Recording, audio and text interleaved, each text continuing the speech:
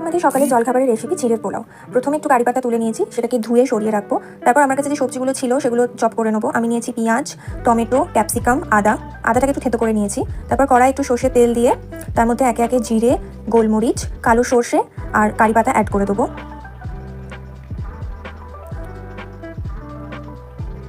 তারপরে সেটাকে একটু নাড়াচাড়া করে নিয়ে প্রথমে অ্যাড করে দেবো পেঁয়াজ, তারপরে দেবো ক্যাপসিকাম, তারপরে দেবো টমেটো, একটু জলের ছিটে দিয়ে আদা বাটা দিয়ে নেড়ে চেড়ে ঢাকা দিয়ে সেদ্ধ করে নেবো। কিছুক্ষণ পর ঢাকা খুলে আরেকবার নেড়ে চিড়েটা অ্যাড করে দেবো। চিড়েটা আগে থেকে আমি ধুয়ে জল ঝরিয়ে রেখেছিলাম। তারপর একটু চিনি দিয়ে দেবো, একটু নুনও এই সময় দিয়ে দেবো স্বাদ মতো, আর একটু জলে ছিটে দিয়ে নাড়াচাড়া করে নেবো। আর একটু ঢাকা দিয়ে আলাদা করে সরিয়ে রাখবো। এই ফাঁকে একটু বাদাম ড্রাই রোস্ট করে নেবো। তারপরে বাদামটাকে একটু হামানদিস্তাতে কুটে নিয়ে অ্যাড করে দেবো চিড়েতে।